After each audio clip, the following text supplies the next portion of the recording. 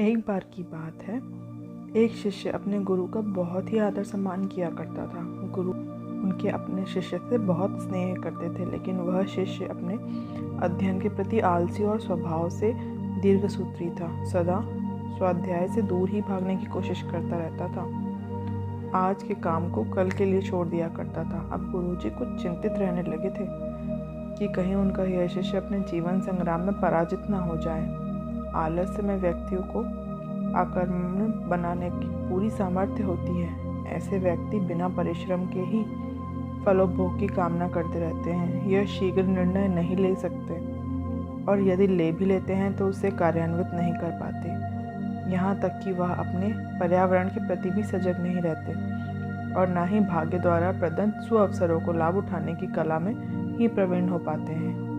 उन्होंने मन ही मन अपने शिष्य के कल्याण के लिए एक योजना बनाई।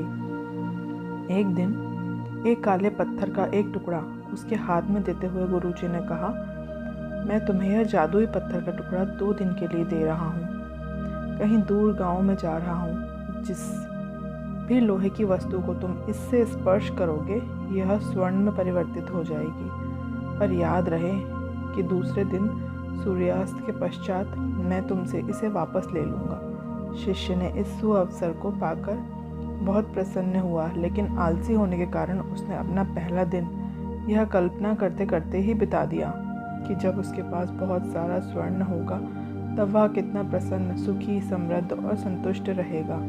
इतने नौकर चाकर होंगे कि उसे पानी पीने के लिए भी नहीं उठना पड़ेगा। फिर दूसरे दिन जब वह प्रातःकाल उठा तो उससे अच्छी तरह से स्मरण था कि आज स्वर्ण के पाने का दूसरा और अंतिम दिन है। उसके मन में पक्का विचार किया था कि आज वह गुरुजी द्वारा दिए गए इस काले पत्थर का लाभ ज़रूर उठाएगा। उसने निश्चय किया कि वो बाजार जाकर लोहे के बड़े बड़े सामान खरीद कर लाएगा और उन्हें स्वर्ण में परिवर्तित कर लेगा। दिन बीतता गया, परंतु वह इसी सोच में बैठा रहा कि अभी तो बहुत समय है, कभी भी बाजार जाकर सामान ले आऊँगा। उसने सोचा कि अब तो दोपहर का भोजन करने के पश्चात ही मैं सामान लेने निकलूँगा, परंतु भोजन करने के बाद उसे विश्राम करने की आदत थी और उसने बजाय उठ के मेहनत करने के थोड़ी देर और आराम करना उचित समझा। पर आलस से परिपूर्ण उसका शरीर नींद की गहराइयों में खो गया और जब वो उठा तो सूर्यास्त होने को था। अब वह जल्दी जल्दी बाजार की तरफ भागने लगा और रास्ते में ही उसे गुरुजी मिल गए। उसने देखा कि देखते ही वह उनके चरणों पर गिर गया और उस जादुई पत्थर को एक दिन और उनके पास रहने के लिए याचना करने लगा, लेकिन गुरुजी नहीं माने और उस शिष्य का धनी होने का सपना चूर चूर हो गया। पर इस घटना की वजह से शिष्य एक बहुत ही बड़ी सीख चुका था। उसे अपने आलस्य पर पछतावा होने लगा। वह समझ गया था कि आलस्य उसके जीवन के लिए अभिशाप है और उसने प्रण किया कि अब वो कभी भी काम से जी नहीं चुराएगा और एक कर्मठ, सजग और सक्रिय व्यक्ति बनकर दिखाएगा।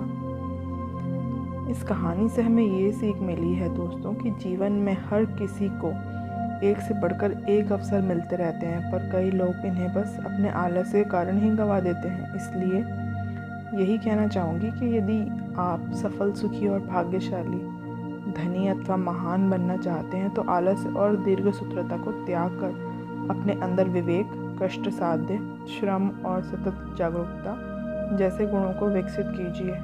जब कभी आपके मन में किसी आवश्यक काम को टालने का विचार आए तो स्वयं से एक बार प्रश्न ज़रूर कीजिए कि आज ही क्यों नहीं। तो फ्रेंड्स, आपको ये मेरी स्टोरी कैसी लगी है? आपको ये स्टोरी पसंद आई हो तो आप एक लाइक कर दीजिए और चैनल को सब्सक्राइब करना मत भूलिए।